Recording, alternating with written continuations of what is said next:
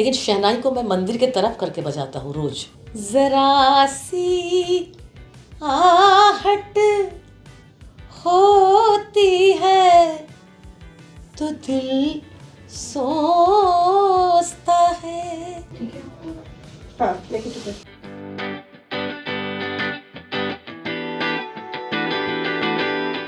Hello everybody, आप देख रहे हैं ZMediaIndia.com and this is the weekend show with Vinita Kumar. So honestly before telling you anything, let me tell you I am so nervous. पहली बार show में एक Padmashri legend है हमारे साथ।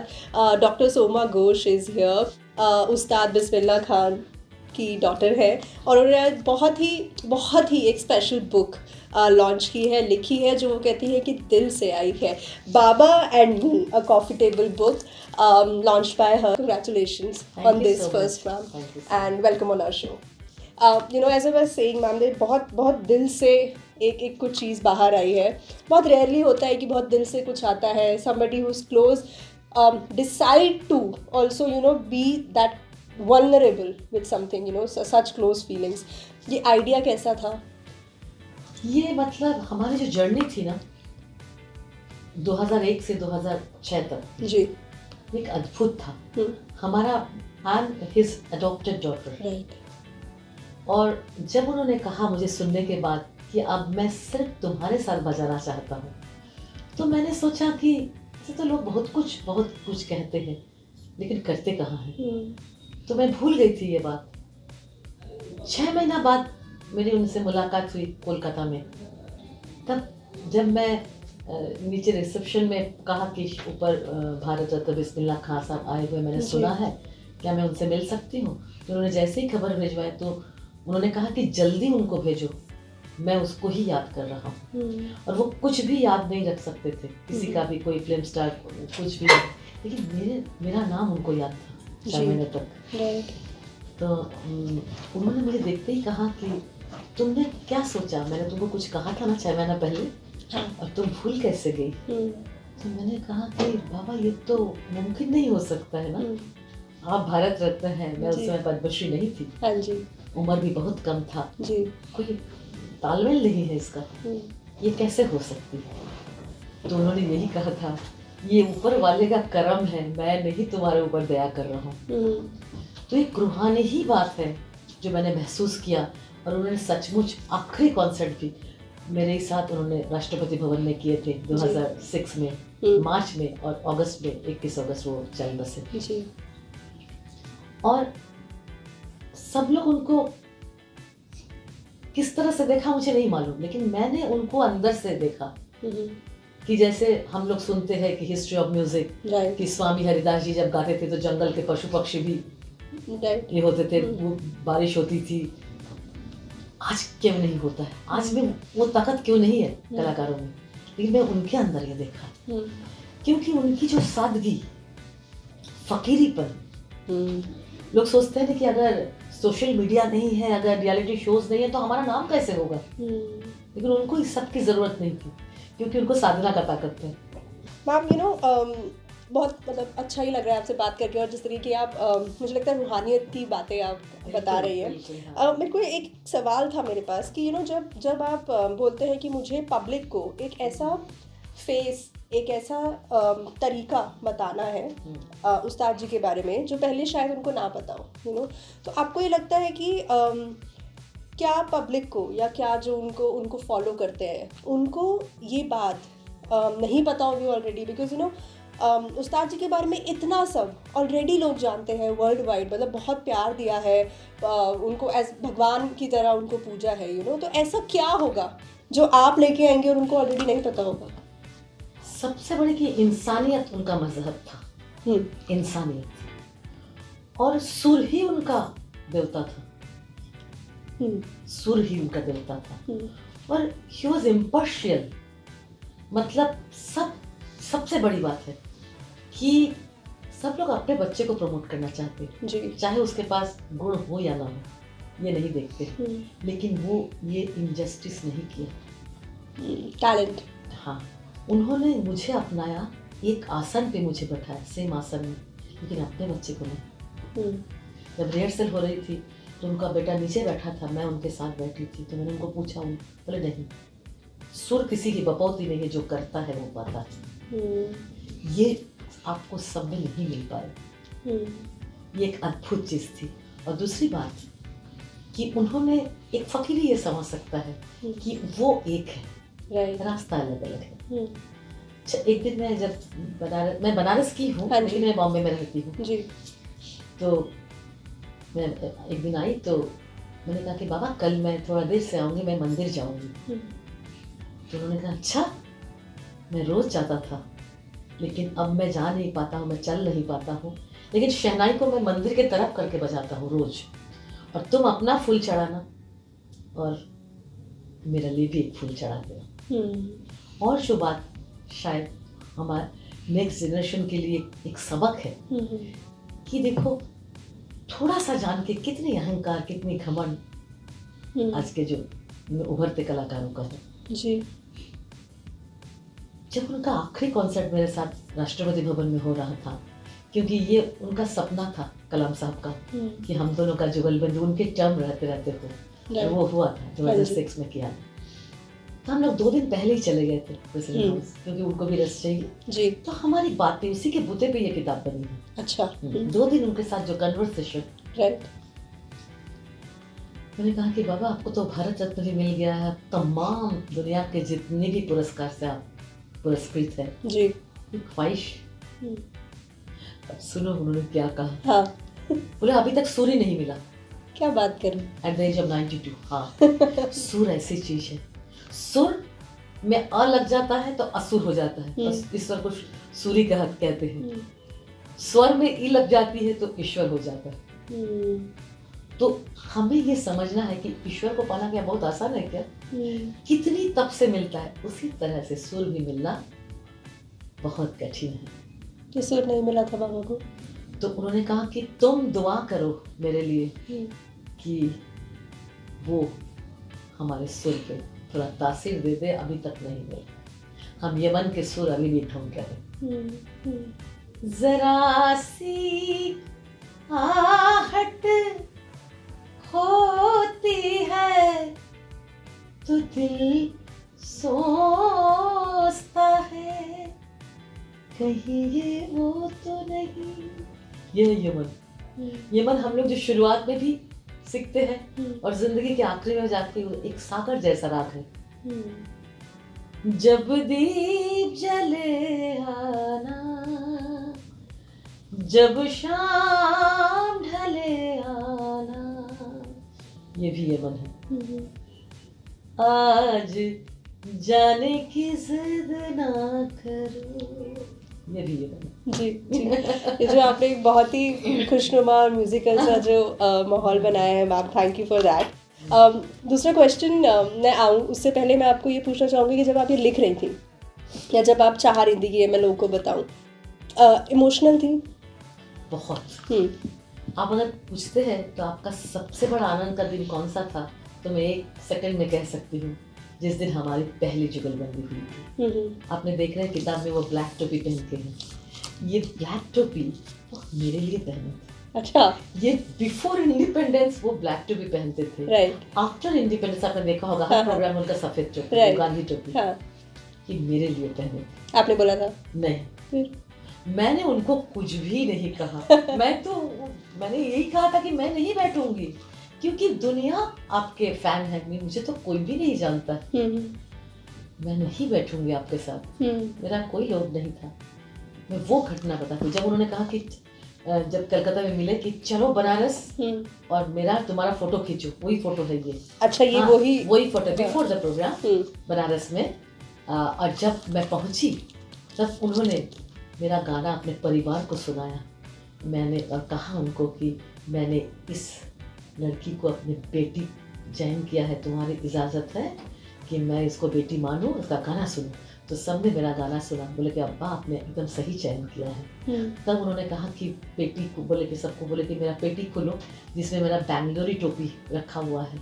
इस टोपी के साथ मैं आज इसके साथ रिहर्सल करूँगा और इस टोपी के साथ मैं जुगलबंदी करूँगा कि मैं अपनी बेटी की तारीफ कैसे कर सकती हूँ लोगों के सामने। मेरा टोपी बताया गया कि मैं दिल से बजा रहा हूँ।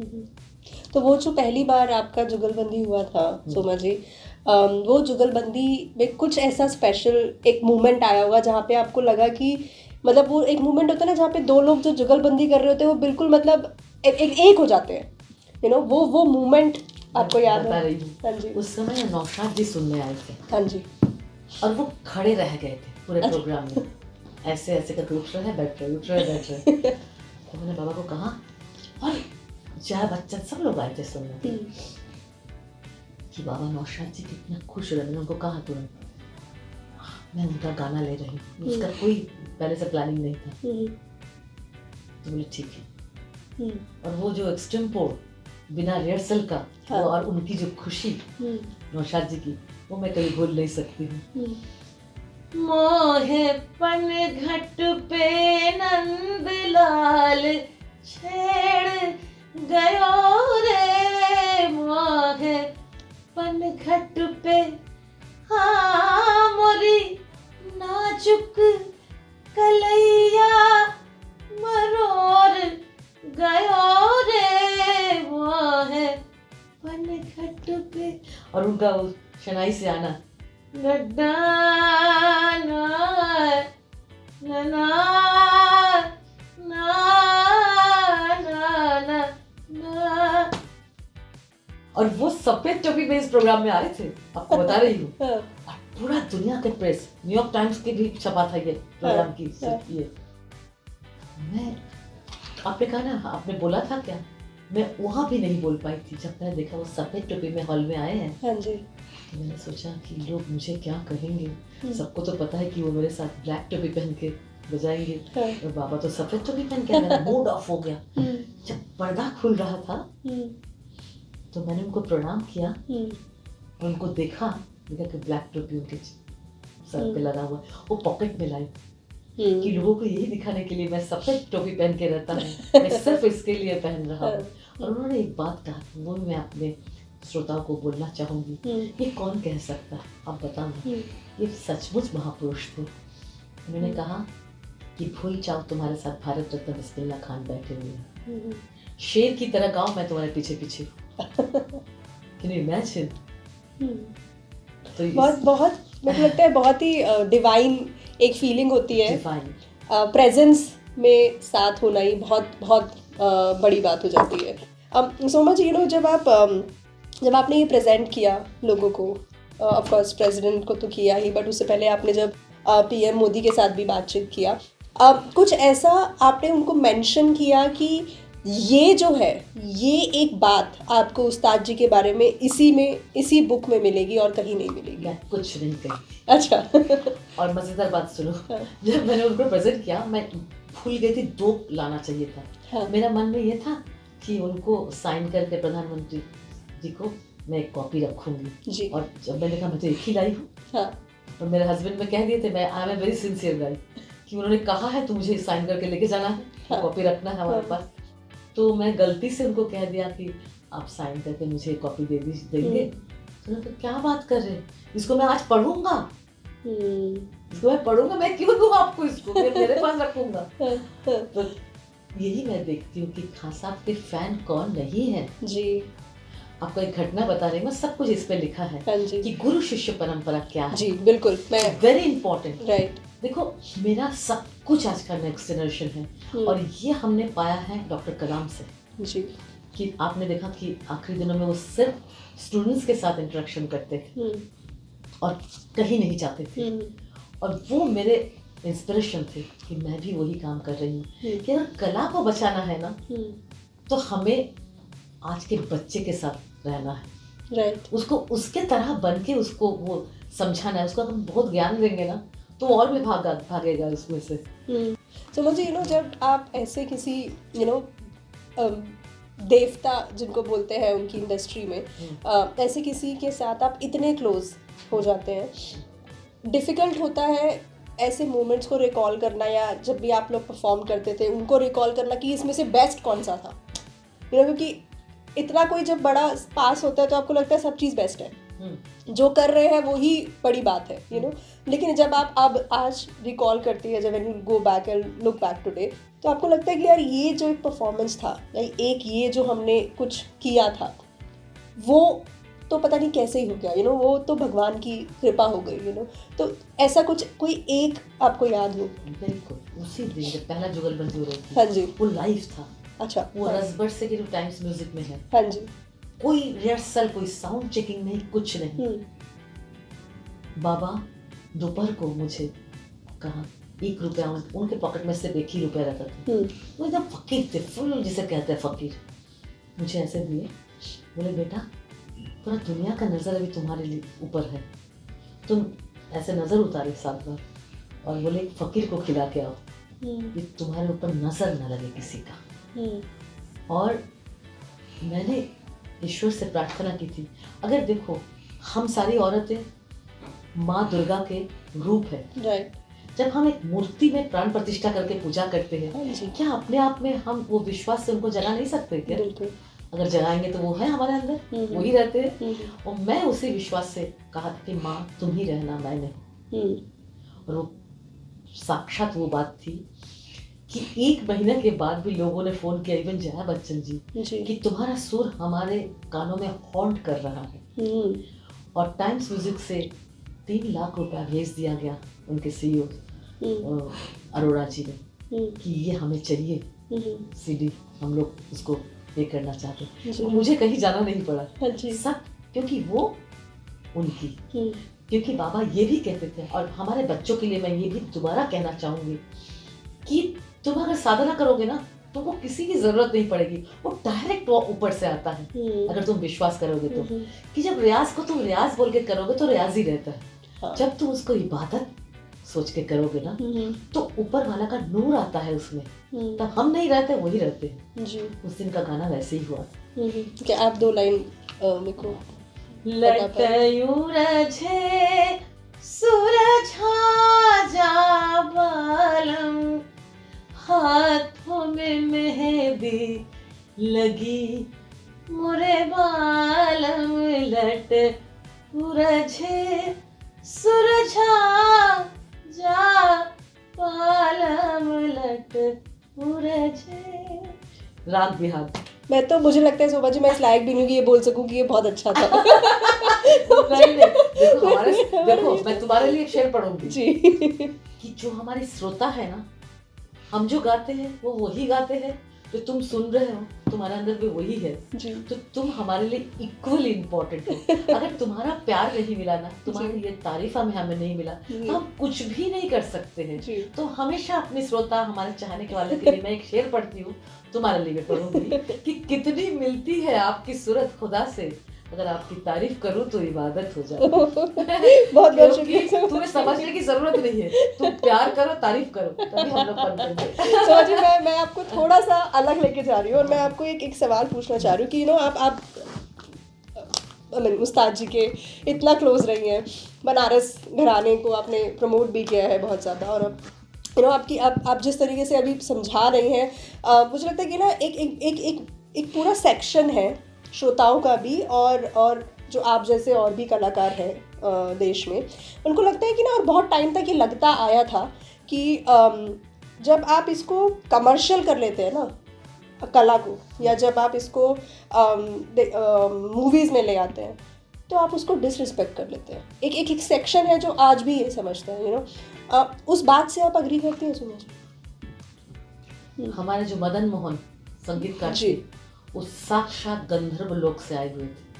नौशाद जी, एस.डी. बर्मन, ये बेजोड़ है, ये एक एक तानसेन हम कह सकते हैं। देखो मेरे रोटे खड़े हो जा रहे हैं जी, क्योंकि मैं इनको पूछती हूँ, जब टाइम्स म्यूजिक के प्रेसिडेंट ने कहा कि शुमा जी आपकी ब्याह इतना अच्छा कैसे लग रहा है, हम तो इतना ब्याह सुने हैं, आपका जैसे फिल्म सॉन्ग की तरह आपका गाने में आकर्षण है, क्यों? तो मैंने कहा कि मैं मदन मोहन सुनती हूँ जी, क्योंकि उन्होंने, देखो जब तक ज्ञान तुम किसी को दोगे ना, तो ज्ञान कोई भी उसमें मनोरंजन नहीं होता है। हाँ जी। वो लोग एक ही बार सुनेगा, 10 बार नहीं सुनेगा जी। जब आप उस पे एंटरटेनमेंट रहता है, वो 50 बार देखेगा लोग। इन लोगों ने क्या किया, राग यमन, राग बिहार, तेरे सुर और मेरे गीत दोनों मिलकर बन मानेंगे प्रीत तेरे। राग बिहार।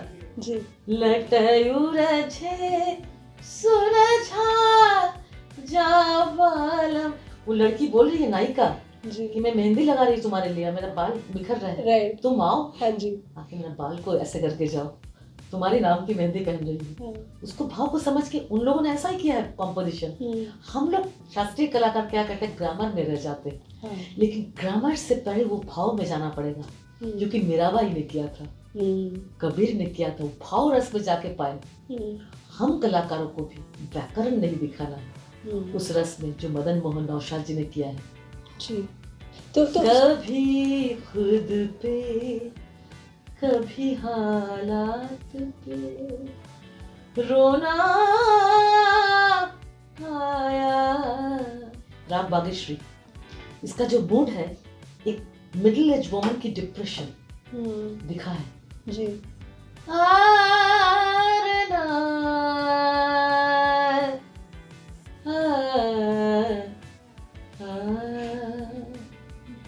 फिर वही शाम।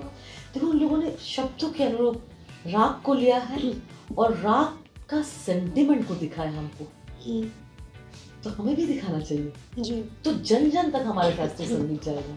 जी और वो उस समय ये घराना हो गया था शास्त्रीय संगीत का। हाँ जी तो उन लोगों को नमन करती हूँ कि वो हमें बहुत दे के गए। जी बिल्कुल। तो सोमा जी एक बहुत ही क्योंकि आई कैन सी कि आप कितना शिद्दत से आप चाहती हैं कि लोग जो है वो समझे हाँ। कि ये ज़रूरी है, ये दिल तक जाना ज़रूरी है और इसको प्रमोशन भी ज़रूरी है, क्योंकि मैं बताऊं, हाँ जी एक समय था हाँ पंडित ओंकारनाथ ठाकुर जी गा रहे थे और उस समय नेहरू जी जस्ट प्रधानमंत्री बने थे। हाँ जी उन्होंने गाना शुरू किया, लोग नेहरू जी का ऑटोग्राफ ले रहे थे, जी लेकिन उस विद्वान में इतनी कॉन्फिडेंस था, साधना का बल था जी कि वो कहने की हिम्मत रख सके थे हाँ जी कि नेहरू या तो तुम ऑटोग्राफ दोगे नहीं तो हम गाएंगे, जी दोनों काम एक साथ नहीं चलेगा।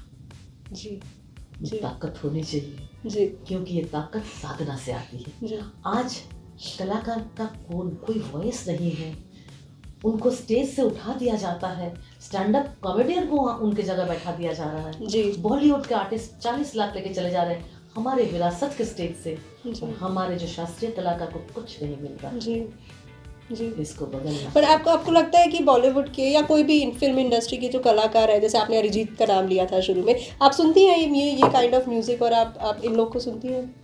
मेरे पास वक्त बहुत कम है जी क्योंकि मैं साधना बहुत करती हूँ। जी क्योंकि पहले ये भी बात है, मैं आपसे कहना चाहूँगी हाँ जी कि मैं शास्त्रीय संगीत के हर विधा को गाती हूँ।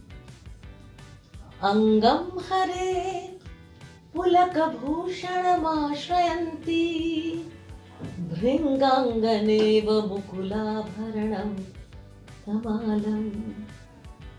ये क्या मालूम है बच्चों को, ये कौन सा स्तोत्र है? जी ये आदि शंकराचार्य जी का लिखा हुआ कनक धारा स्तोत्र है। जी और इसकी कहानी क्या है, 9 साल की उम्र में जब आदि शंकराचार्य जी, और कितना सिद्ध मंत्र है ये, जब नर्मदा तीर में पहली बार भिक्षा लेने गए थे, हाँ जी तो एक विधवा के घर पे गए थे। जी उनके पास कुछ भी नहीं था, एक सूखा आंवला था। जी तो वो खतखत हो गए कि इसके पास कुछ भी नहीं है, तो भी मुझे उसने एक आखिरी चीज था सूखा, वो भी दे दिया।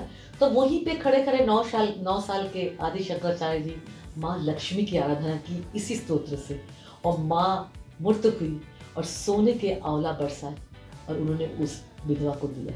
जी तो इस मंत्रों का कितना असर है, आप सोचो।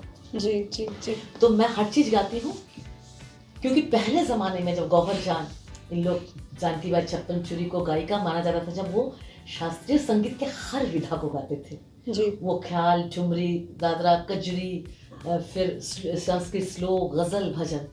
लेकिन आज ब्रांडेड आर्टिस्ट हो गया है जी और मैं हर ब्रांड को गाती हूँ, उसमें जीती हूँ।